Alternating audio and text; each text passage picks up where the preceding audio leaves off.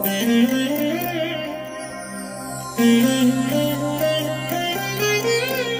దినం పరము నుండి దిగివచ్చు మాట. ఇది నీ జీవితానికి వెలుగుల బాట. నీ ఒడిలో ఉంచబడిన దీవెనల మూట, అద్భుతాల ఆనంద ఊట. జూన్ 13.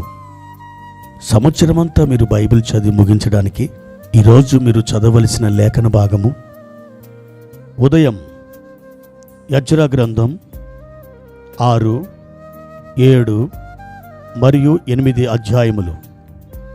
సాయంత్రం యోహాను సువార్త 21వ అధ్యాయము. ప్రియమైన దేవుని బిడ్డలారా, ఈ ఉదయకాల సమయంలో ప్రభు యొక్క సన్నిధి మీకు తోడై ఉండునుగాక. ఎలా ఉన్నారు బిడ్డలారా? ప్రభునందు మీరు మంచి ఆరోగ్యముతోనూ ఆత్మీయమైన బలముతోనూ మీరు ఉన్నారని ప్రభునందు నేను తలస్తూ ఉన్నాను. దేవుడు అటువంటి భాగ్యాన్ని మీకు ఇవ్వాలని నేను దేవునికి ప్రార్థన చేస్తున్నాను. మీరు పూనుకొనిన ప్రతి పని అది ప్రభు సఫలము చేయనట్లుగా మీ నిమిత్తమై ప్రభు యొక్క సన్నిధిలో నేను ప్రార్థిస్తున్నాను. ప్రియమైన దేవుని బిడ్డలారా, ఈ ఉదయకాల సమయంలో ప్రభువారు మనకిచ్చిన వాక్య భాగాన్ని చదువుకుందాం. అపోస్తుల కార్యములు 14వ అధ్యాయము 19వ వచనం.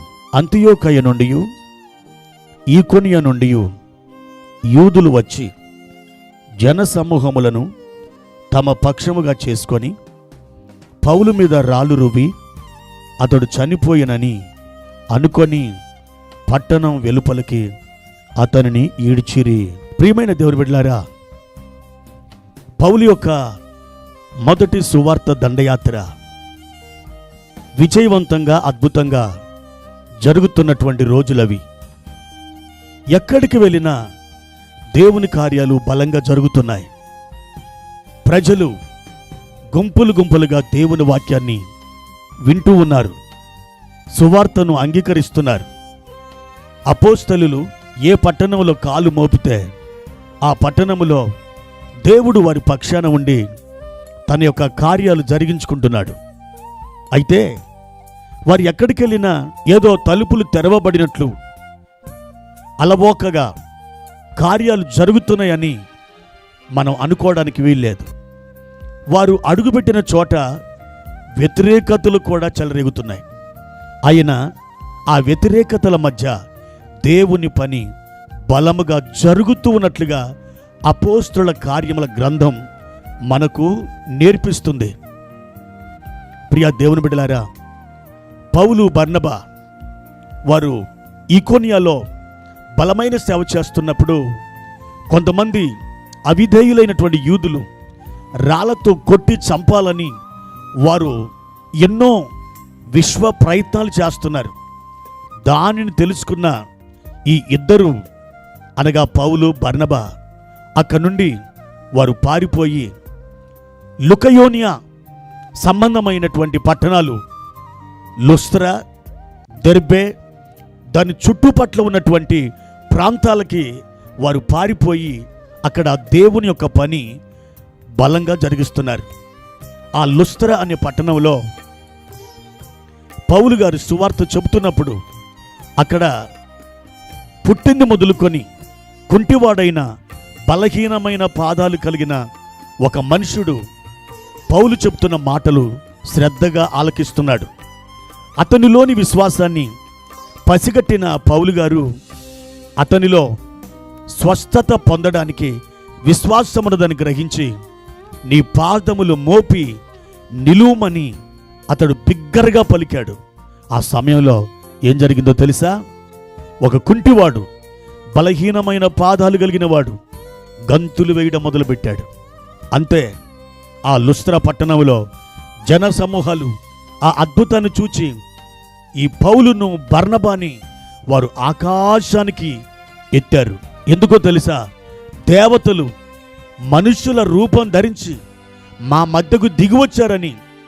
ఇదిగో బర్నబాకు ద్యూపతి అనియు పౌలుకి హెర్మే అనియు వారు పేరు పెట్టి వారిని ఆరాధించడానికి ప్రయత్నాలు చేస్తున్నారు. ఆ లుస్త్రా పట్టణానికి ఎదురుగా ఒక ద్యూపతి దేవాలయం ఉంది. ఆ దేవాలయం యొక్క పూజారి ఎడ్లను తీసుకుని వచ్చాడు, పూలదండలు తీసుకుని వచ్చారు ఆ ఇద్దరికి బలర్పించాలని. దేవతలే మనుష్య రూపం ధరించి మా మధ్యకు వచ్చినప్పుడు మా పూజలు, మా యొక్క ఆరాధనలు చక్కగా అద్భుతంగా ఉండాలని ఆ ప్రజలందరూ కూడా ఆరాటపడుతున్నారు. పౌలు, బర్నబా ఆ బలులను ఆపడానికి ఎన్నో ప్రయత్నాలు చేశారు. వాళ్ళ బట్టలు చింపుకున్నారు. మేము దేవుళ్ళము కాదు, మీలాంటి స్వభావం గల మనుషులమే అని చెప్పి వారిని ఆపడానికి ఎంతో ప్రయాసపడవలసి వచ్చింది. ప్రియమైన దేవుని బిడ్డలారా, ఆ విధంగా ఆ లుస్త్రా ప్రజలు పౌలుని, బర్నబాని దేవతలుగా భావించారు. అయితే పౌలు, బర్నబాలు వారి ద్వారా ఆరాధన స్వీకరించలేదు. ఆ మహిమంతా దేవునికే చెల్లించారు.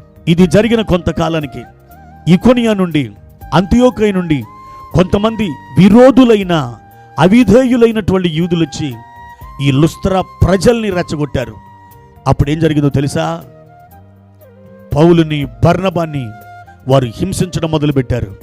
పౌలు మీద రాళ్ళు రువ్వడం ప్రారంభించారు. ఆ రాళ్ల తాకిడికి పౌలు గారి శరీరం రక్తసిక్తమైపోయింది. ఆ రాళ్ల వర్షములో పడిపోయాడు పౌలు గారు. అతడు చనిపోయాడని వారు పట్టణం వెలుపలకి ఈడ్చి ఆ పట్టణం వెలుపల అతన్ని పారవేసి వచ్చారు. ఆ సమయంలో శిష్యులు ఆయన చుట్టూ చేరి ప్రార్థనలు చేశారు. దేవుని మహాకృప వలన పౌలు గారు అద్భుతంగా తిరిగి లేవడం జరిగింది. మరలా అతడు సువార్త దండయాత్రకు పూనుకున్నాడు. ఇక్కడ మనం నేర్చుకోవాల్సిన పాఠం ఏంటంటే, ఏ ప్రజలైతే దేవతలు మా మధ్యకు దిగొచ్చారని కేకలు వేశారో, ఎడ్లను బలర్పించి పూదండల చేత వారిని సన్మానించాలని కోరుకున్నారో, అదే ప్రజలు రాళ్ళు రువి పౌలు గారిని గాయపరిచారు. పౌలు గారిని చంపడానికి వారు ప్రయత్నించారు. అవును దేవుని బిడ్డలారా, మనుషుల యొక్క ఆలోచనలు అవి. మనుషుల యొక్క అస్థిరమైన ఆలోచనలు, మాటలు, పద్ధతులవి ఈ రోజున నిన్ను మంచివాడు అని ఆకాశానికి ఎత్తొచ్చు, రేపు నిన్ను పాతాళములో తొక్కొచ్చు. కాబట్టి దేవుని బిడ్డలారా, మనం మనుషులందరినీ ప్రేమించాలి, కానీ ఎవ్వరిని నమ్మడానికి వీల్లేదు. ఒకవేళ నమ్మవలసి వస్తే దేవుని యొక్క చిత్తానుసారంగా, ప్రార్థనాపూర్వకంగా మీరు ఆ వ్యక్తిని నమ్మండి. అయితే ప్రభువుని నమ్మినట్టు, ప్రభు మీద మనం భారం వేసినట్టు మనుషులు నమ్మవద్దు.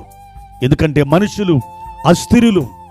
వారు మనస్సుని తరచుగా మార్చుకునే స్వభావం కలిగినటువంటి వారు.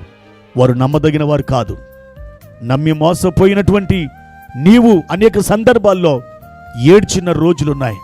నా ప్రియ దేవుని బిడ్డ, మనుష్యులను నమ్ముకున్న కంటే యెహోవాను ఆశ్రయించుట ఎంతో మేలని వాక్యం చెప్తుంది. మనుషులను నమ్మే స్థానంలో నీవు గనక దేవుని నమ్మినట్లయితే దేవుడు అద్భుత రీతిగా నీకు సహాయం చేస్తాడు. అలాగని మనుషులందరితో తెగదెంపులు చేసుకోవాలని నేను చెప్పడం లేదు, కానీ మీరు నమ్మాలి. నమ్మేటప్పుడు జాగ్రత్తగా నమ్మాలి. దేవుని నమ్మేటప్పుడు మీరు అలవోకగా నమ్మాలి. ఇలా మీరు చేయగలిగితే దేవుని యొక్క సహాయాన్ని మీరు పొందుకుంటారు. ఏ ప్రజలైతే మట్టలాదివారం రోజున హోసన్నా జయమని కేకలు వేశారో, అదే ప్రజలు 6 రోజులలో వారు ఏమని కేకలు వేశారు తెలుసా? వానిని సిలువ వేయమని యేసు ప్రభు గురించి వారు కేకలు వేశారు. ప్రజల యొక్క మాటలండవి, ప్రజల యొక్క ఆలోచనలండవి. అందుకనే మనుషులు మోసగాళ్ళు. ఆ మోసగాళ్ళైనటువంటి మనుషుల్ని నువ్వు నమ్మడం అవివేకం. నమ్మవలసి వస్తే ఇందాక మీతో మాట్లాడినట్లు ప్రభు యొక్క నడిపింపును బట్టి మీరు నమ్మండి. మీ భారాన్ని, మీ యొక్క విషయాలని వారికి చెప్పండి, ప్రార్థన సహాయం కోరండి, ఆ విధంగా ముందుకు వెళ్ళండి. కానీ ఒక్క మాట, దేవునిని నమ్మినంతగా మనుషులను నమ్మడానికి ఎంతమాత్రం వీలు లేదు. దేవుడు దేవుడే, మనుష్యుడు మనుష్యుడే. మనుషుల హృదయం మోసకరమైందని దేవుని వాక్యం సెలవిస్తుంది. దేవుణ్ణి నమ్ముదాం, దేవుని నుండి ఒక గొప్ప కార్యాన్ని మనం పొందుకుందాం.